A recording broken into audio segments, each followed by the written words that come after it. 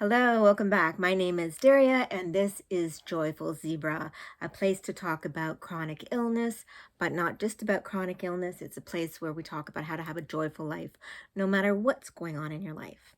Today, we are going to be talking about connective tissue disorder.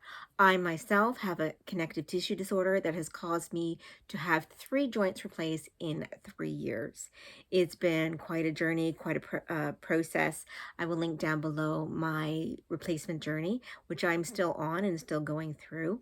I've had my shoulder replaced and both my right and my left hip during the pandemic time, which in itself has been interesting. Now, why I call this channel Joyful Zebra is those people with rare disorders will often call themselves zebras. What does that mean? Well, when doctors are trained to look at symptoms or they tend to look at the most common things it could be.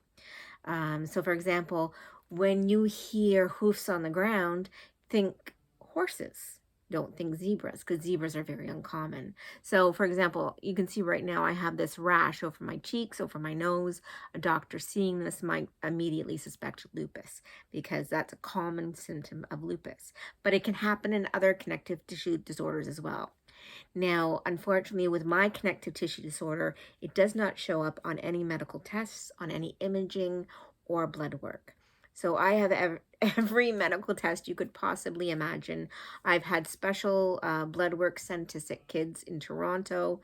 Clearly, I'm over the age of 18, but they just want to see, because they feel very strongly that this is something that I was born with. So connective tissue could be either something you're born with, so that's a genetic reason that you have connective tissue, or you could have an autoimmune, which would be more like rheumatoid arthritis or lupus. Now, rheumatoid arthritis and lupus can be tested for, and you can see it. But as I said, not all connective tissue disorders will show up in the traditional tests that they have now. So, how do you know? Well, there are some signs and symptoms that may have been dismissed over the years or just looked into, but not really sort of explored. Obviously, we're not doctors, and I'm not a doctor, so I can't diagnose, neither can you, unless you're a doctor. Can't diagnose, but you can sort of look at symptoms and say, hey, does this fit the pattern of connective tissue disorder?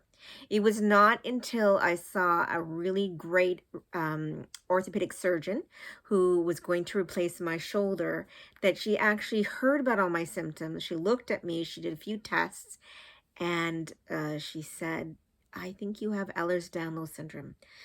Now, I'm not a rheumatologist, but I want you to see a rheumatologist, because this is not just premature aging. This is not just premature arthritis.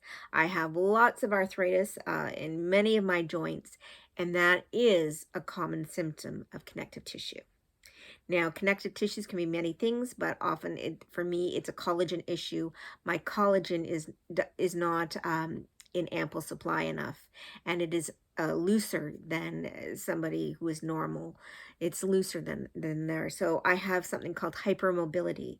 So if you have connective tissue disorder that affects collagen, you may have hypermobility or be extremely flexible. So you're probably the kind of kid who is into gymnastics. You were asked to do certain party tricks.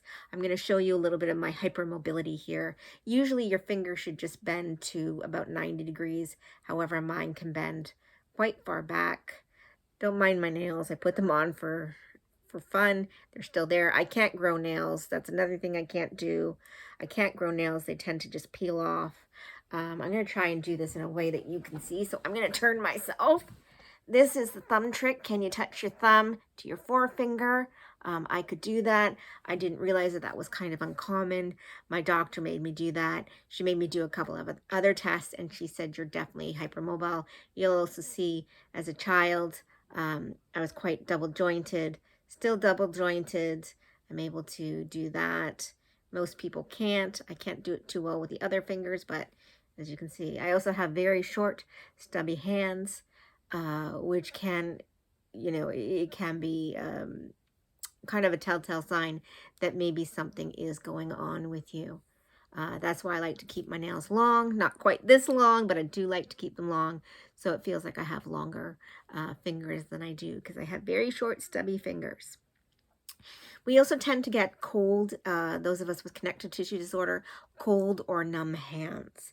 Now, presently, I have this finger is completely numb, this finger is completely numb, and I do have carpal tunnel syndrome. So, got that after my surgery. That can be a complication, and lucky me, I do happen to have it. Muscle and joint pain, there's fatigue, brain fog. You'll often see me stop and try and think of a word, and that's part of the brain fog that you do get. You can get random rashes. Today's a pretty rashy day. I don't know why, but I'm getting rashes, and I did try to cover with makeup, but on days like today, you can see it just kind of shines through. You can often get mild fever. When I was in my early 30s, I would get fevers that would spike for no particular reason. They'd send me to the hospital, do every test imaginable, and nobody could figure it out. They just said, maybe it's you have a slight urine infection, and they'd give me antibiotics, and out I would go. I do remember one emergency doctor saying to me, I don't think this is what it is. I think you have something else going on. He said, keep track, but take this very, very seriously, he said. I think this could be a symptom that something else is going on with you. Now, he never mentioned connective tissue, but I often wonder maybe if he suspected. Hypertension, so high blood pressure, can be part of connective tissue. I do have high blood pressure. Now, I do need to lose weight. When I'm down in my weight, my blood pressure does follow suit, but I do tend to run with quite high blood pressure. I'm not currently on a medication, but it has happened in the past. Eye issues, you can have hearing issues. First thing my rheumatologist did after seeing me was refer me to an eye specialist, hearing specialist, to get everything checked out. Luckily, I am okay, so whatever connective tissue disorder I have doesn't affect eyes and hearing at this point in my life, so that's great news. The biggest thing for me has been the joints, the osteoarthritis in my joints. It's destroyed the joints to the point where I've had so much pain, and again, tried various things, but at the end of the day, the replacement was the only thing that was going to solve it. So despite having to go through 3 very, very big surgeries, I'm extremely grateful because I can manage, I can live with the pain in other joints. All right.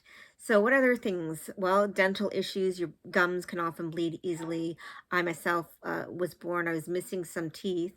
So I've had some dental work done, but there's often, you have a high palate up top. I don't tend to have that, but some people might have a very high palate.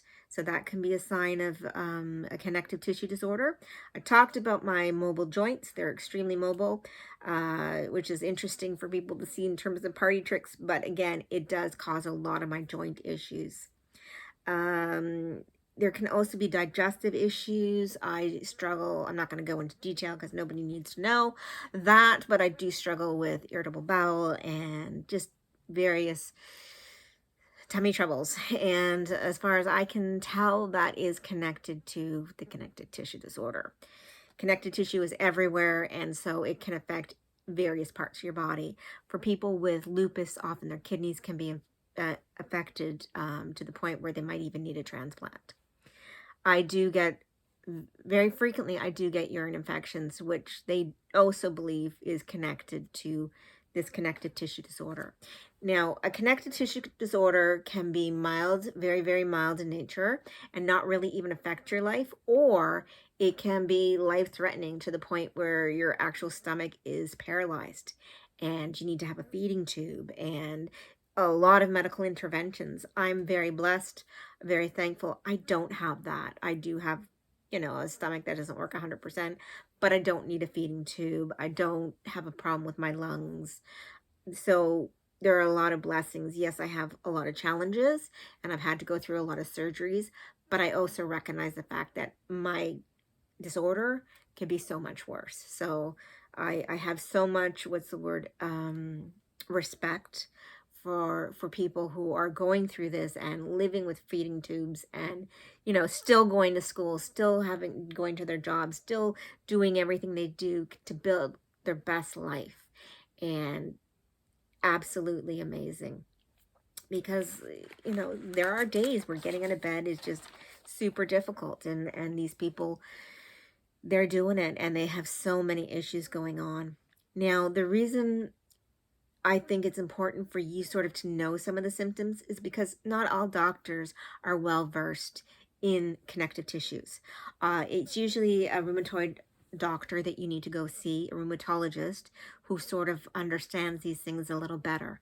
But again, I have a story where I was basically dismissed by a rheumatologist, said, you know what, you have osteoarthritis, there's nothing we can do, just watch diet and exercise. And she pretty much dismissed me. And it wasn't until seeing the orthopedic surgeon where she said, no, this is serious. You have a connective tissue disorder. She said, I'll be the one to fix your shoulder, but we really have to look what's underpinning this. What is causing you to have to go through 3 joint replacements in 3 years? Because this is not normal. Even at your age, I'm almost 50, but I was, younger then. It's not common. It's not common to see that rate of joint destruction. So, again, it wasn't until I went to see the rheumatologist, and he definitely agreed with my surgeon and said, nope, there's something wrong here. And recently, I was on a little bit of a travel, and I met this lovely lady from the States, really, really nice. I believe she's a real estate agent. And sure enough, she had similar scars on her knee.